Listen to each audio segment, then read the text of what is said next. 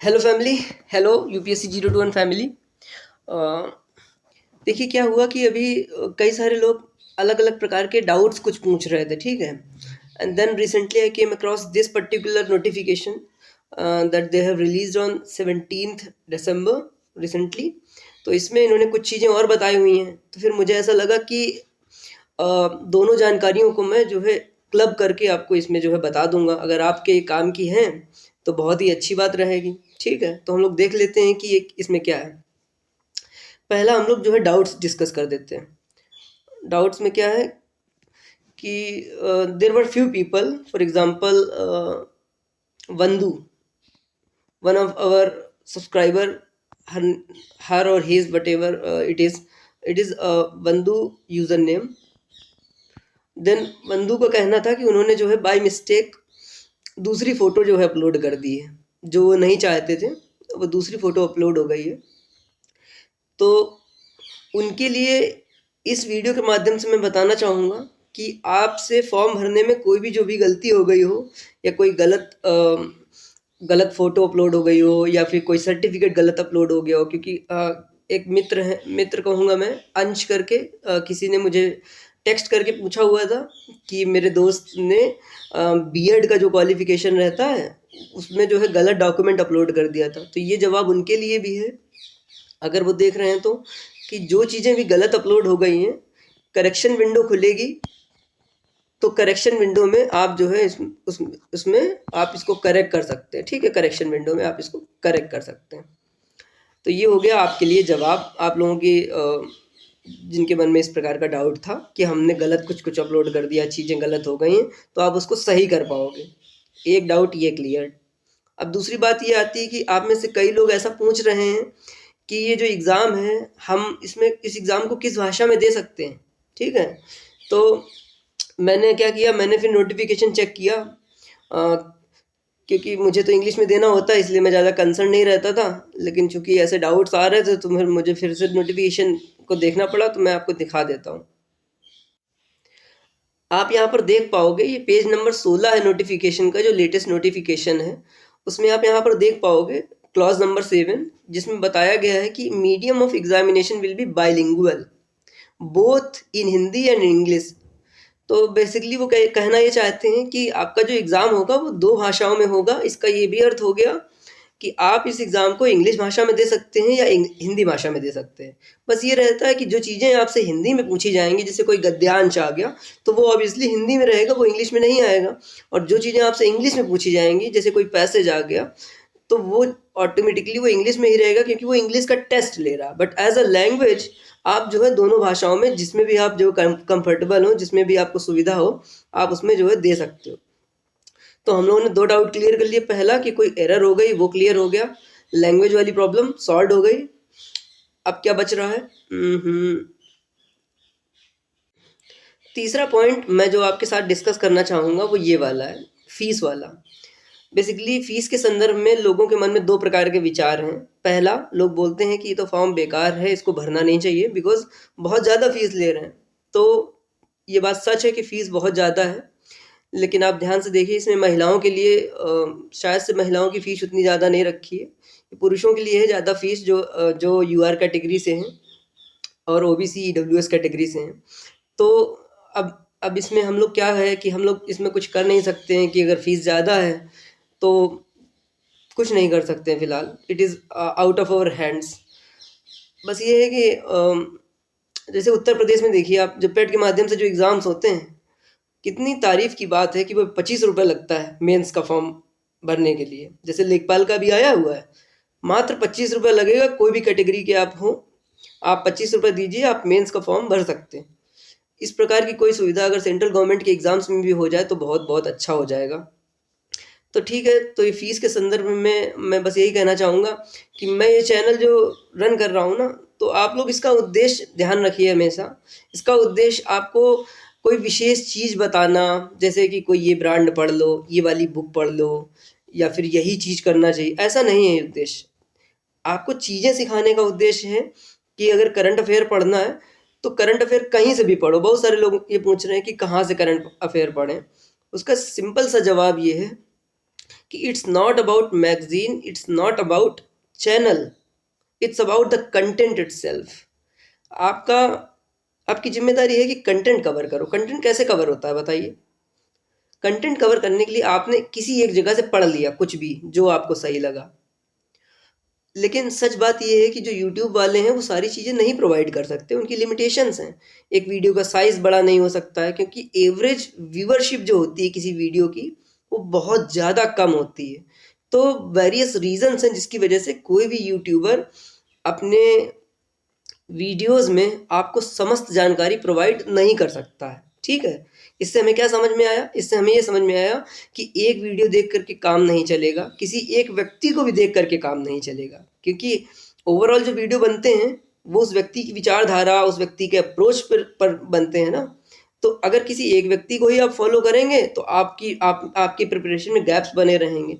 तो अगर आपको करंट अफेयर करना है तो कोई एक डिसाइड कर लो, पहले उसका देख डालो। देख लिया आपने, अगला स्टेप ये होना चाहिए कि दूसरा यूट्यूबर नहीं चाहिए अब अपन को, अब अपन को मैगजीन चाहिए। कोई एक मैगजीन जो आप जिसको पढ़ने में कंफर्टेबल हो, जो आपकी रीच में हो, जो आपके लिए अवेलेबल हो, जिसको आप अफोर्ड कर पाएँ।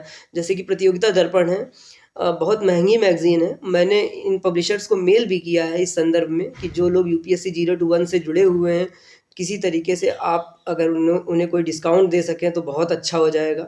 बट होता क्या है कि अभी हम लोग जो है छोटे यूट्यूबर्स हैं, ज़्यादा सब्सक्राइबर्स नहीं, तो वो हमारी बात नहीं सुनेंगे या रिप्लाई भी नहीं करेंगे। But I wanted to try this for you all, है ना? मैं करना चाहता हूँ ये सब चीज़ें कि आप लोगों के लिए कुछ चीज़ें जो भी मैं बना सकूँ, सुविधाएँ, व्यवस्थाएँ वो बना दूँ। तो पॉइंट क्या निकल कर आया कि कहीं से भी करंट अफेयर देखो, उसमें एक मैगज़ीन को सप्लीमेंट करो। कोई ज़रूरी बात नहीं कि वो प्रतियोगिता दर्पण ही हो, ठीक है? अगर मैं प्रतियोगिता दर्पण पढ़ रहा हूँ तो मेरा जो अनुभव प्रतियोगिता दर्पण तक सीमित है, इस वजह से मैं प्रतियोगिता दर्पण आपको बता दिया हूँ।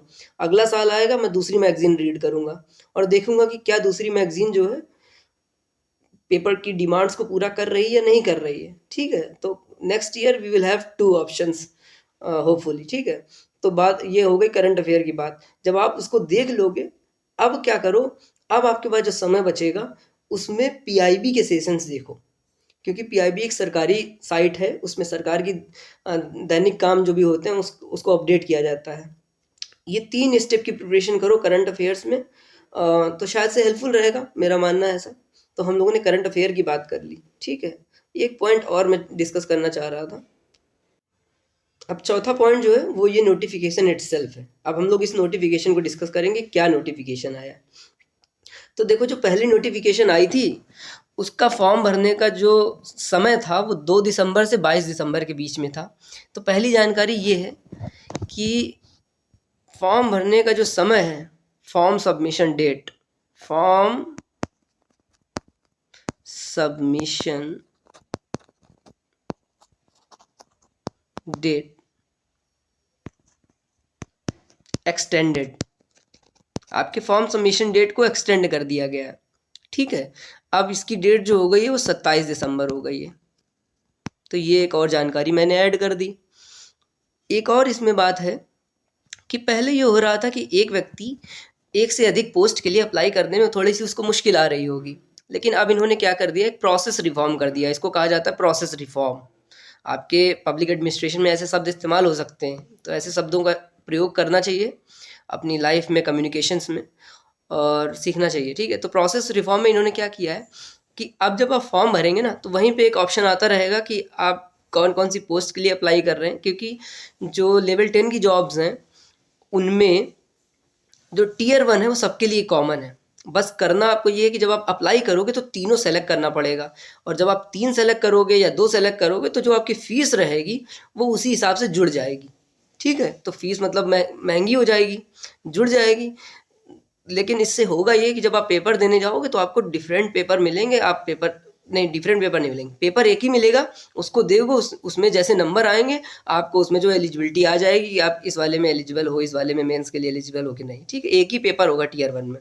तो ये बात हम लोगों ने जो है क्लियर कर ली, ठीक है? अब एक और बात बची थी जो मैं आप लोगों को बताना चाहूँगा। किसी शायद से किसी मैम ने एक बार अपने चैनल पे कमेंट किया था 10 इयर्स करके। उस समय मैं उसका सेंस नहीं लगा पाया। एक्चुअली मैंने देखा था, मैं समझ भी गया था क्या है वो, but I wasn't very much sure, और अभी भी मैं उतना ज़्यादा श्योर नहीं हूँ, लेकिन फिर भी जो मेरी अंडरस्टैंडिंग है उस चीज़ को लेकर के, वो मैं बताने जा रहा हूँ आपको। वो ये वाला सेक्शन है जो मैं आपको बताने जा रहा हूँ। इस सेक्शन का रेलेवेंट क्या है? इस सेक्शन का रेलेवेंस ये है कि कई दफ़ा क्या होता है, जब हमारी जॉब नहीं लग रही होती है, हमारे जो सीनियर्स हैं वो मेहनती होते हैं, वो खूब मेहनत करते हैं, लेकिन किसी कारणवश लो लेवल की जॉब में स्टक हो जाते हैं, या फिर कहीं पर भी आप रुक जाते हैं। और उसके दूसरे भी कारण हो सकते हैं, जैसे कोई मैम लोग हैं, शादी वगैरह हो जाती है, उस दौरान उनकी पढ़ाई इंटरप्ट हो जाती है और नहीं पढ़ पाते हैं, और इस दौरान इन सब प्रक्रियाओं की वजह से उनकी उम्र जो होती है वो निकल जाती है। तो ये व्यवस्था उन्हीं लोगों के लिए जो है बनाई गई है, और भी इसके दूसरे कारण हो सकते हैं, लेकिन मुख्य कारण मुझे यही लगता है। अब देखते हैं इस व्यवस्था में आप लोगों के लिए क्या है। तो आप लोगों के लिए ये है कि जो एज रिलैक्सेशन वाला जो पॉइंट है, ये उसको मैं समझाने जा रहा हूँ क्या है ये। देखो, SC ST कैटेगरी से अगर हैं आप, तो आपको 5 साल का एज रिलैक्सेशन मिलेगा, ठीक है। अगर आप OBC कैटेगरी में हैं तो आपको 3 साल का मिलेगा, और देन जो भी इसमें मेंशन है आप इसमें एक बार देख लो, ठीक है, एज रिलैक्सेशन में। जो मैं बताने जा रहा हूँ वो ये है, मान लेते हैं कि आप OBC कैटेगरी से हो, तो आपके पास, और महिला हो, आप लड़की हो, तो आपके पास 2 प्रकार की चॉइसेस हैं कि एज रिलैक्सेशन जो आपको लेना है वो OBC कैटेगरी होकर के एज रिलैक्सेशन लेना है, या फिर वीमेन का मार्क टिक करके आपको रिलैक्सेशन लेना है, ठीक है। क्योंकि ये जो वीमेन वाला एज रिलैक्सेशन है ना, ये एज रिलैक्सेशन शायद से नहीं, ये एज रिलैक्सेशन सबके लिए है। ये वाला, ये एज रिलैक्सेशन सभी गर्ल्स के लिए है, महिलाओं के लिए है। तो अगर आपकी उम्र पार हो रही है, जो भी इसमें एज का क्राइटेरिया दिया हुआ है, तो आप ये वाला एज रिलैक्सेशन सेलेक्ट कर सकते हो। इसमें मुझे एक जो डाउट हो रहा था वो ये हो रहा था कि अगर हम SC ST हैं मान लो, या OBC हैं, और हम वीमेन होकर के 10 साल का एज रिलैक्सेशन ले रहे हैं, तो क्या हमारा कैटेगरी वाला रिजर्वेशन इम्प्लीमेंट रहेगा या नहीं रहेगा, ये मुझे डाउट हो रहा था। तो इसके ऊपर मैं बहुत ज़्यादा श्योर नहीं हूँ, लेकिन मैंने रिसर्च करी तो मुझे यही समझ में आया कि शायद से इससे रिजर्वेशन पे कोई प्रभाव नहीं पड़ेगा। वो जो वर्टिकल है प्रोसेस का, वो बना रहेगा। ये दूसरी चीज़ है कि ये महिलाओं का बेसिकली इसके पीछे उद्देश्य जो मुझे लग रहा है, ये मेरी अंडरस्टैंडिंग है कि ये वीमेन के लिए 10 साल इन्होंने क्यों दिया है। इसमें क्या हो जाएगा कि आप किसी भी वर्ग की महिला हैं, किसी भी वर्ग की बिटियाँ हैं, आप सब कवर की जाएँगी इसमें। इसका उद्देश्य जो मुझे लगा वो ये है कि हमारे देश में क्या है ना, चीज़ें जो भी होती हैं, चाहे वो नोटिफ़िकेशन हो, चाहे कुछ भी, एक फ्रेमवर्क और एक ऑब्जेक्टिव को लेकर के होती हैं। तो हमारा ऑब्जेक्टिव क्या है कि जब जब हम डेवलप कंट्री बनेंगे आने वाले सालों में, तब तक जो है, मैंने एक डेटा पढ़ा था कि 70% जो है वीमेन लेबर फोर्स पार्टिसिपेशन बढ़ाना है। तो वो बढ़ाओगे कैसे तुम? तो ये जो हिस्सा आप देख रहे हो वीमेन का 10 साल, ये उसी ऑब्जेक्टिव का ऑपरेशनलाइजेशन वाला फीचर है। कौन सा शब्द इस्तेमाल कर रहा हूँ मैं? ऑपरेशनलाइजेशन। उस पर्टिकुलर ऑब्जेक्टिव को इम्प्लीमेंट करने के लिए, ऑपरेशनलाइज करने के लिए ये चीज़ यहाँ पर ऐड की गई है, ताकि वीमेन लेबर फोर्स को हम बढ़ा सकें। तो यहाँ ये मेरी अंडरस्टैंडिंग है।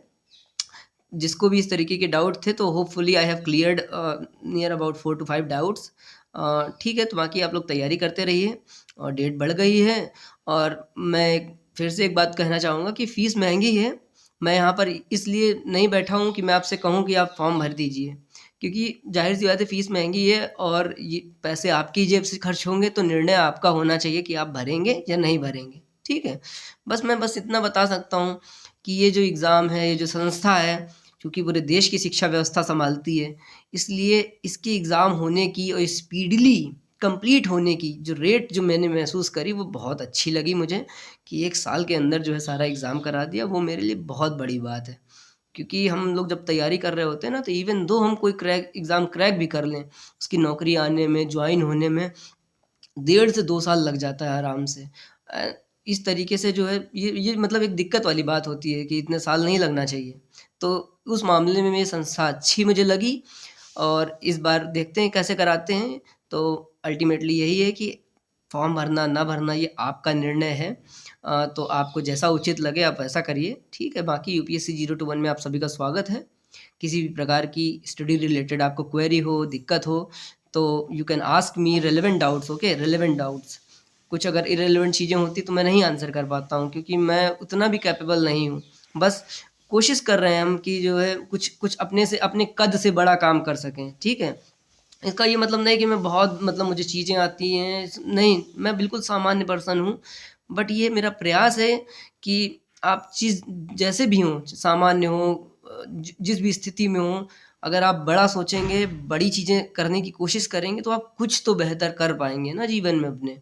तो फिलहाल मेरा प्रयत्न बस इतना है कि आप लोगों की किसी भी तरीके से कुछ मैं मदद कर सकूं, ठीक है। तो अगर स्टडी रिलेटेड कोई भी रेलेवेंट नीड्स है, आपकी ज़रूरत है, डाउट्स हैं, you can ask in the comment section, ठीक है। UPSC 0 to 1 is there to help everyone. और मेरे कुछ लॉन्ग टर्म गोल्स हैं, वो मैं जो है न्यू ईयर के आने के पहले जो एक बार वीडियो बनाऊंगा, उसमें आपको बताऊंगा, ठीक है। तो ठीक है, मैं वीडियो कंक्लूड करता हूँ। धन्यवाद।